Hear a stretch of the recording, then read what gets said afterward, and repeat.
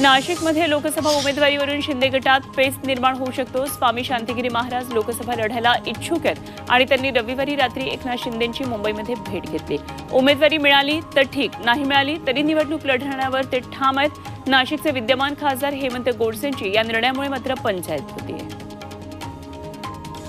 लोकसभा जागा वाटपावरून महायुतीत खल सुरू असताना अमरावतीच्या जागेवर शिंदे गटाचे नेते अभिजित अडसूळ यांनी दावा ठोकलाय। अमरावतीची जागा ही शिवसेनेची आहे आणि त्यामुळे तिथे आम्हीच लढणार असं अभिजित अडसूळ यांनी म्हटलंय। नवनीत राणा आणि रवी राणा बालिशपणा करत आलेत आणि ते न केलेल्या कामांचा सुद्धा श्रेय घेतात असा आरोपही अभिजित अडसूळ यांनी केलाय। विरोधी पक्षनेते विजय वडेट्टीवार यांची मुलगी शिवानी यांनीही लोकसभा निवडणूक रिंगणामध्ये उडी घेतली आहे। आपण चंद्रपूर मतदारसंघातून निवडणूक लढायला इच्छुक असल्याचं सांगत त्यांनी पक्षाकडे तिकिटाची मागणी केली आहे। युवती काँग्रेसच्या माध्यमातून पक्षासाठी काम केले, त्यामुळे घराणेशाहीचा आरोप। अमृत नोनी आर्थो प्लस ये एक प्रूवन फॉर्मूला है। इसमें मौजूद नोनी फल के गुण और आयुर्वेदिक जड़ी बूटियां शरीर को जरूरी पोषक तत्व देने के साथ साथ हड्डियों और जोड़ों के घिसने, उनमें होने वाले सूजन और दर्द को रोकने में मदद करता है। दर्द मुक्त जीवन के लिए अमृत नोनी ऑर्थो प्लस। चुकीचं असल्याचं त्या म्हणाल्या। महाविकास आघाडीचा आता थेट जागा वाटप जाहीर होणार आहे। मवियाची जागा वाटपासंदर्भात यापुढे कुठलीही बैठक होणार नाहीये। वंचित बहुजन आघाडीशी अजूनही मवियाचा संवाद सुरू आहे आणि वंचित बहुजन आघाडीला 4 ते 5 जागा सोडायची मवियाची तयारी आहे। मात्र वंचित बहुजन आघाडीला त्यापेक्षा जास्त जागा हव्या असल्याचं सूत्रांकडून कळतंय।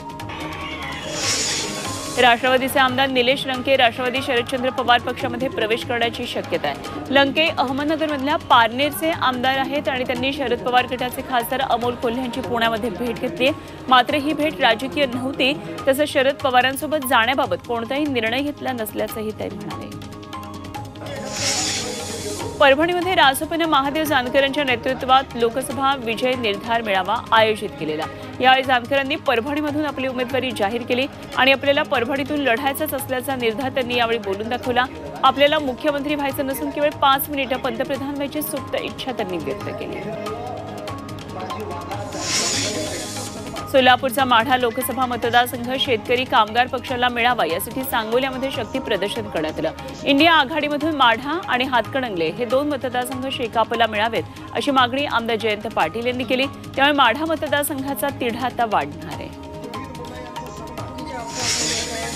चंद्रपूरच्या काँग्रेस आमदार प्रतिभा धानोरकर यांनी लोकसभा उमेदवारीबाबत महत्त्वाची प्रतिक्रिया दिली आहे। आपल्या पक्षातील काही लोक भाजपच्या पेरोलवर चालणार आहेत आणि ते स्वतः भाजपमध्ये जाणार आहेत, मात्र त्यांनी आपण भाजपत जाणार असल्याच्या अफवा पसरवल्या असल्याचं धानोरकर अफवा फैलवत आहे ते काँग्रेसमध्ये